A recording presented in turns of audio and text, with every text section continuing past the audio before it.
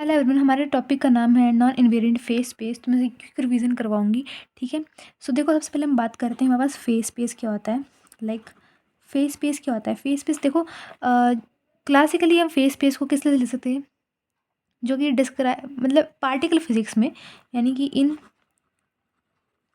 Particle physics जो बस जो फेस स्पेस होता है, फेस स्पेस डिफाइंस द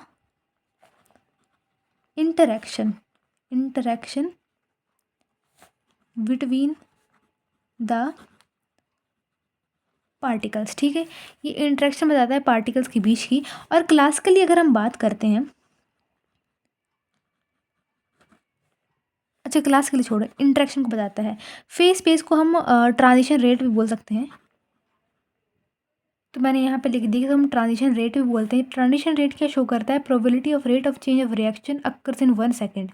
और इसको हम फर्मी गोल्डन रूल से भी डिफाइन कर सकते हैं। फर्मी गोल्डन रूल से डिफाइन करने से पहले आपको बता दूं, रेट ऑफ चेंज का मतलब क्या है। अगर आपके पास A+B रिएक्शन हो रही है तो C+D का ये अनुमान लगा देगा ट्रांजिशन रेट। ठीक है। अब फर्मी गोल्डन रूल क्या होता है, हमारे पास W=2π/h कट होता है। h कट को हम नेचुरल यूनिट्स के लिए 1 ले लेते हैं, 2h कट। और यहाँ पे F, H डैश और I, और यहाँ पे रो ऑफ E(f), इस तरह से होता है हमारे पास। ठीक है।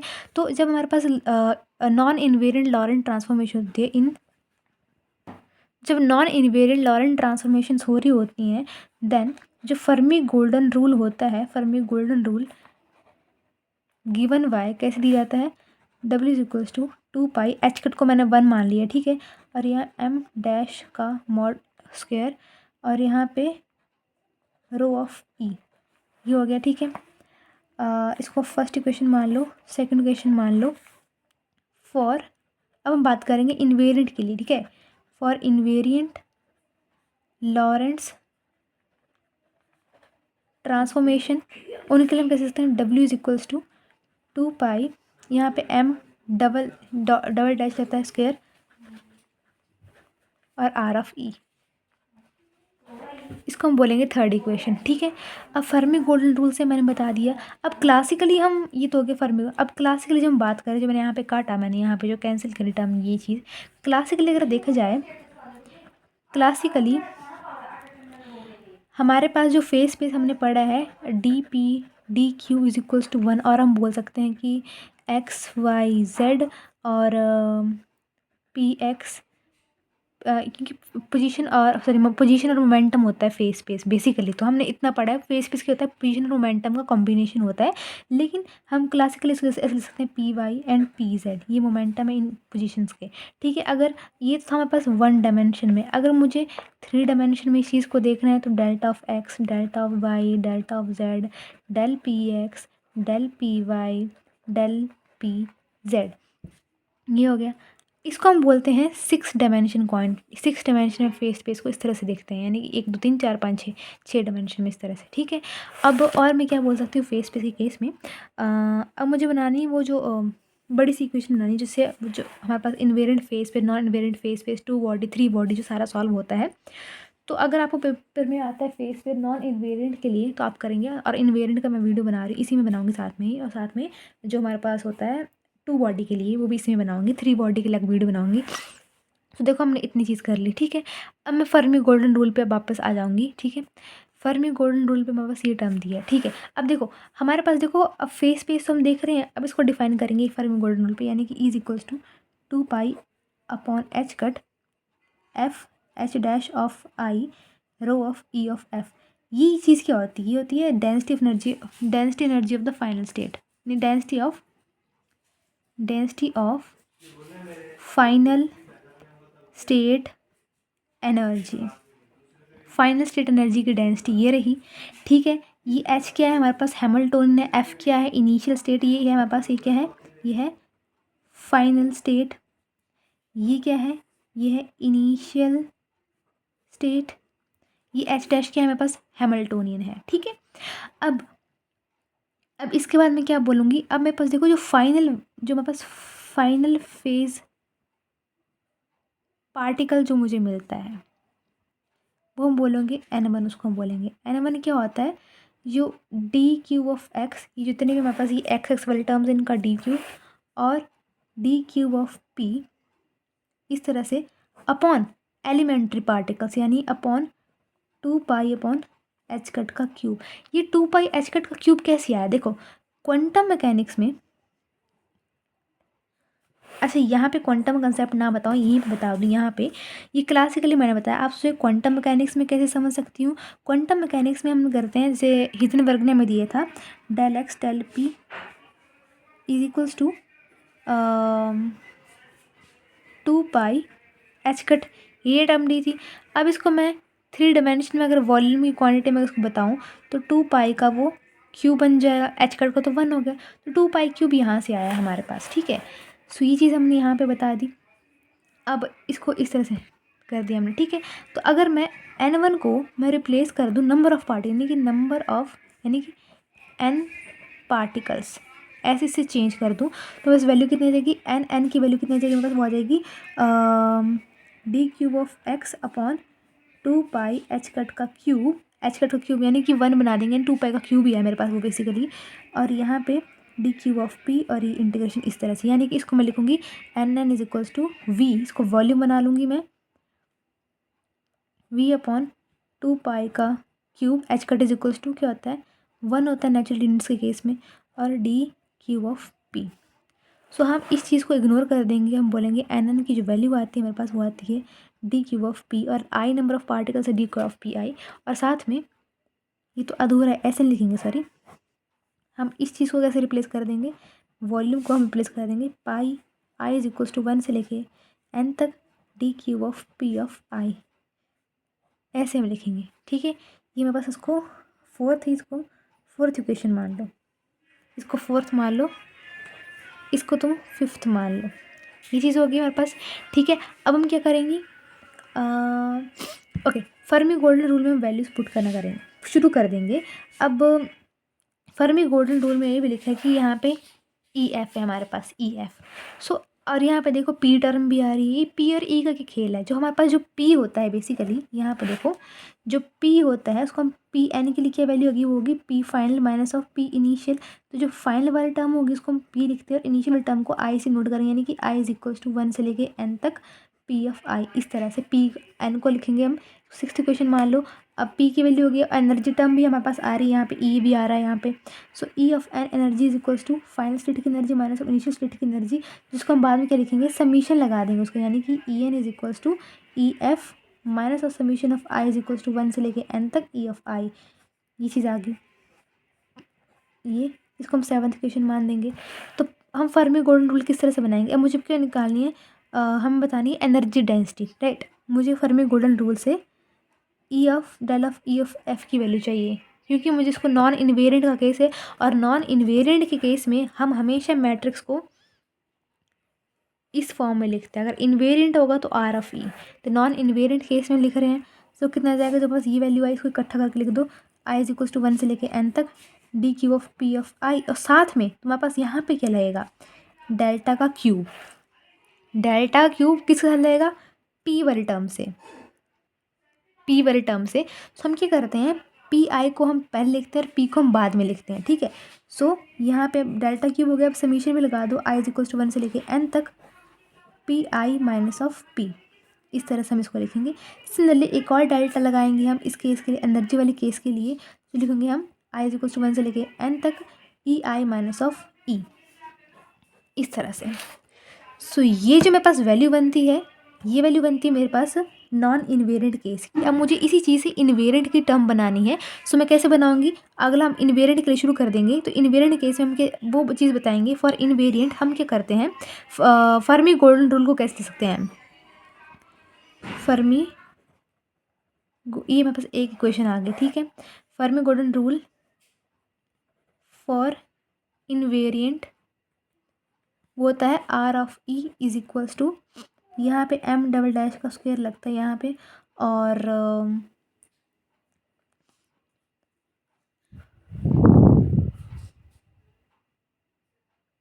Okay okay okay Fermi golden rule W शुरू होता है ना, हम यहाँ से लिखेंगे W is equals to 2 pi upon H cut होता है, एच कट कुछ लिख दो कोई बात नहीं, और यहाँ पे इसको मैट्रिक्स को एम डबल डैश का स्क्वायर आर ऑफ ई ऐसे बोलते हैं। अब इस आर ऑफ ई की मुझे वैल्यू चाहिए, तो कैसे निकालूंगी, तो हम बोलेंगे हम फ्रॉम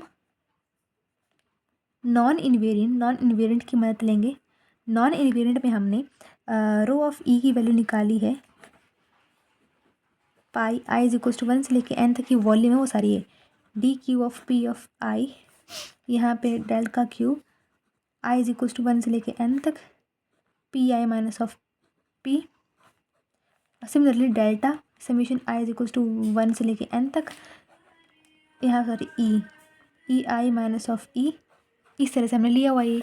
ठीक है, अब मुझे इससे मुझे इन्वेरिएंट पे जाना है, तो मैं एक चेंज लेके आऊँगी D cube of P I में अपॉन 2EI यहाँ पे लिखाऊंगी मैं, ये 2EI के नॉर्मलाइजेशन कंडीशन। ठीक है, सो इसकी जगह मैं ये लिख दूँगी डी क्यू पी आई इस तरह से,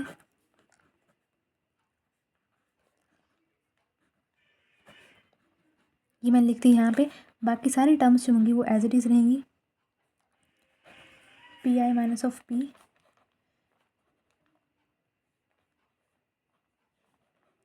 ई आई माइनस ऑफ ई, इस तरह से। ठीक है, अब टू बॉडी के लिए हम इसी इक्वेशन का सहारा लेंगे, ये है used in two body phase space. मैंने पहले बता दी कि उसी को मैं इसी में कवर करूँगी। ठीक है, सो इसको मैं अपने पास अलग से रखूँगी। ठीक है, ये बहुत इंपॉर्टेंट है। अब मुझे हम बात कर रहे थे इन्वेरिएंट फेस स्पेस बनाना है, तो इन्वेरिएंट फेस स्पेस में हम थोड़ा सा और चेंज करते हैं। हम देखो इन्वेरिएंट यहाँ पे आर लेते हैं। ठीक है, तो R of E is equals to, यहाँ पे भी आर ही होगी इसके लिए, आई इज इक्वल्स टू 1 से लेके n तक मैं लिखूँगी, और यहाँ पे मैं डी क्यू की जगह D4 P of i 2E of i लगाऊंगी। ये लगाऊंगी, पहले मैं लिखूँगी एनर्जी के लिए ई आई माइनस ऑफ ई, फिर उसके बाद डेल्टा का क्यूब लगाऊंगी मैं, और एनर्जी का समीशन भी होगा आई इज इक्वल्स टू 1 से लेके n तक, और डेल्टा का क्यूब लगाऊंगी मैं इसके लिए, फिर से लिखूँगी आई इज इक्वल्स टू 1 से लेके n तक, p i minus of p. So ये जो आपके पास वैल्यू बनती है ना, ये वैल्यू बनती है इन्वेरिएंट फेस स्पेस की। ठीक है, ये इन्वेरिएंट फेस स्पेस की वैल्यू रहती है। अगर तुमको और भी थोड़ा और चेंज लेके आना है, सो ये जो ई ऑफ आई की वैल्यू है इसमें हम लगाएंगे P square minus of E square is equals to minus of M का स्क्वायर, राइट। तो इसको हम सॉल्व करते हैं। जब इसमें हम इंटरचेंज, मुझे ई की वैल्यू निकालनी होती है, तो ई की वैल्यू कैसे निकालूंगी मैं, अच्छा एक minute, e is equals to iota e of a, p is equals to iota, okay. So यहाँ पे जो ये वैल्यूज हम लिख रहे हैं, ई की वैल्यू हमारे पास क्या होगी, जैसे हमने पी आई माइनस और पी की फॉर्म में लिखा है, पी और एम की फॉर्म में उसको लिखेंगे, तो इसकी फॉर्म होगी पी पी पी आई का square minus of p m का स्क्वायर माइनस ऑफ एम का स्क्वायर, मतलब कि ये p i minus of m i, जैसे यहाँ पे पुट कर रहे हैं माइनस ऑफ एम आई का स्क्वायर, इस तरह से। बाकी सारी चीज़ें जो है आई इज इक्वल टू 1 से लेके n, सब चीज़ें वैसे रहेंगी। अगर तुम कोई चीज़ लिखनी है तब भी लिख दो, नहीं लिखनी तब भी कोई दिक्कत नहीं है। ठीक है, आई इज इक्वल टू 1 से लेके n तक तुम यहाँ पे ख़त्म करना चाहो तो कर दो, बस ई की वजह से और लिखनी है तो लिख दो, वो तुम्हारी मर्जी है आपस में। ठीक है, तो इतना हो गया हमारे पास इन्वेरिएंट के लिए। अब हम टू बॉडी फेस स्पेस की प्रॉब्लम कंसिडर करेंगे, तो हम इसी इक्वेशन को लेकर चलेंगे। तो इसको मैं यहाँ पे लिख दी क्या इक्वेशन मेरे पास, r of E is equals to i is equals to 1 से लेके n तक, d cube p of i, और यहाँ पे 2E ऑफ आई, डेल्टा का cube, summation i is equals to 1 से लेके n तक, p i minus of p, delta summation i is equals to 1 से लेके n तक, ई आई माइनस ऑफ ई, मैंने चीज़ लिख दी, ई आई है। ठीक है, ई आई माइनस ऑफ ई मैंने चीज़ लिख दी। अब टू बॉडी की बात, तो यहाँ पे R2 ऑफ ई आ जाएगा। ठीक है, R2 of E is equals to, अब टू बॉडी की बात कर रहे हो तो E1 E2 सब कुछ हो, यहाँ पे E1 E2 बन जाएगा, P1 P2 बन जाएगा। तो आई इज इक्वल्स टू 1 से लेके 2 तक ही होगा, तो इसको लिखना गलत है, ये नहीं लिखेंगे। समीशन क्यों लिखेंगे, समीशन वाली चीज़ हम क्यों लिखेंगे, है ना।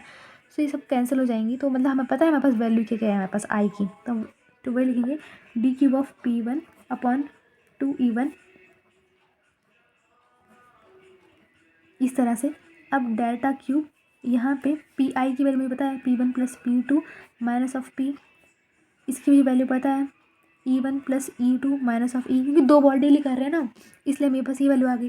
ठीक है, अब हम क्या करते हैं, जो अब हम जब इसको मल्टीप्लाई करते हैं, चलो साथ में R2 ऑफ E को मल्टीप्लाई करें तो 4 E1 E2 बन जाएगा मेरे पास। सो D³ P1 upon 4 E1 E2 और D³ P2 मेरे पास यहाँ पर रह जाता है डेल्टा का cube P1 plus P2 minus of P delta of E1 plus E2 minus of E। हम क्या करते हैं, ये जो D³ ऑफ P वाली टर्म जो होती है ना, इसको हम इंटीग्रेट करते हैं, सॉल्व करते हैं, तो हमारे पास वैल्यू क्या आती है 4 पाई। अच्छा, आपको याद भी करना है तो याद पता क्या करना है, यहाँ नीचे 4 लिखा है ना, तो यहाँ पे 4 लिख दो, पाई लगा दो खुद से, ये DP है, DP1 है तो DP1 लगा दो, और P1 की हो रही ना तो P1 का स्क्वायर लगा दो, बस स्क्वायर और पाई याद रखना है तुम लोगों को, इस वैल्यू बनती है हमारे पास। ठीक है, अपॉन 4 E1 E2 और इंटीग्रेशन वही लगी हुई है, और ये जो D³ ऑफ P2 है, और ये मेरे पास जो टर्म है like delta cube P1 plus P2 minus of P, ये चीज़, और ये है हमारे पास E1 plus E2 minus of E, ये वाली टर्म जो है ना ये 1 के बराबर रह जाती है, और ये टर्म यहाँ पे लिख देंगे हम। ठीक है, जो कट रहा है वो काट दो, पाई को बाहर भेज दो इंटीग्रेशन के। सो P1 का स्क्वायर अपॉन E1 E2, और ये तो 1 हो गया, तो बचे क्या remaining E1 plus E2 minus of E, ये चीज़ बच जाती है हमारे पास। ठीक है, अब हम इसको कैसे सॉल्व करें, अब इसकी जो वैल्यू होती है बेसिकली, अब तुमको पता है कि मतलब P की वैल्यू क्या होती है, मतलब P² माइनस ऑफ M का square is equal to, sorry P² minus of E का square, P² minus of E² minus of M का स्क्वायर होता है अपन लोगों के पास, राइट। तो जब हम मुझे की वैल्यू चाहिए, E1 की वैल्यू चाहिए, E1 E2 की वैल्यू चाहिए, सो M को जब मल्टीप्लाई कर देंगे तो P का स्क्वायर प्लस E का square is equal to M का स्क्वायर, यानी कि M स्क्वायर की वैल्यू कितनी आई, E² माइनस ऑफ P का स्क्वायर, ये M की वैल्यू आती है, और E की कितनी वैल्यू आती है हमारे पास, M² प्लस P स्क्वायर, हाँ मतलब सीधे निकल जाना था, M² प्लस P स्क्वायर, यानी कि E² की वैल्यू निकाल रहे थे, तो M² M1 plus P1 M2 plus P2, अब स्क्वायर लगा, अब मान लो E1 के लिए, अब E1 के लिए लिख रहे हैं हम। ठीक है, तो E1 के केस में यहाँ पे M1 का स्क्वायर प्लस P1 का स्क्वायर होगा, तो E1 का स्क्वायर कितना आ जाएगा हमारे पास, अंडर रूट ऑफ M1 का स्क्वायर प्लस P1 का स्क्वायर, यही आएगा ना। तो सिमिलर होगा फॉर E2 के लिए भी सिमिलर ही होगा। सो यहाँ पे जो E1 का जो वैल्यू आया आप लोगों के पास है ना, आप इस वैल्यू की यहाँ पे लिखेंगे। ठीक है, हाँ स्क्वेयरिंग के लिए मैंने बता दिया फिर से भी, लेकिन हम इस तरह से इसको लिखते हैं। ठीक है, ओ हाँ सॉरी, यहाँ पे स्क्वेयर नहीं होगा, तभी तुम्हारे पास E1 E2 की वैल्यू आएगी, तो E1 की वैल्यू तुम निकाल दी, E2 को तुम निकाल दोगे, राइट। तो पाई जो मैंने बाहर निकाला है वो वाला, और ये सॉरी P का स्क्वायर, ये P का स्क्वायर है, सॉरी P1 का स्क्वायर अपॉन E1 E2 हो गया हमारे पास, और डेल्टा ऑफ ये जो वैल्यूज़ आ रही है हमारे पास, ये हमारे पास M1 का स्क्वायर प्लस P1 का स्क्वायर, इस तरह से ये, और यहाँ पे हमारे पास मल्टीप्लाई में अगेन M2 का स्क्वायर माइनस ऑफ M2 का स्क्वायर प्लस P2 का स्क्वायर माइनस ऑफ E, यहाँ पे हमारे ख़त्म हुई। ये चीज़ें जो है ये अलग हैं, ठीक है, इन पे ध्यान मत देना।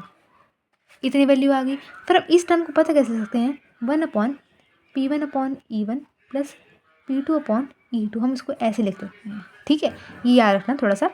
अब पाई DP1 P1 का स्क्वायर अपॉन E1 और E2, ये रहा तुम लोगों के पास। ठीक है, हम बाद में E1 E2 को हम क्या मान लेते हैं, E मान लेते हैं। एक E मेरे पास ये हो गया, ये मल्टीप्लाई में तो E है, और ये एक E है, अगर तो ये एडिशन में तो 2E है, राइट। सो पाई अपॉन E मेरे पास तो बन रहा है, यानी कि R of E is equal to pi upon E है, इनको हम इग्नोर कर देंगे। ठीक है, एंड ये जो टर्म है हमारे पास ये कैसे लिखी जाएगी, लाइक P1 अपॉन, ऐसे इसको ऊपर ले जाओगे, delta of P1 plus P2 upon E1 upon E2, इस तरह से। ठीक है, फिर हम कैसे लिखेंगे इस चीज़ को, पाई अपॉन E।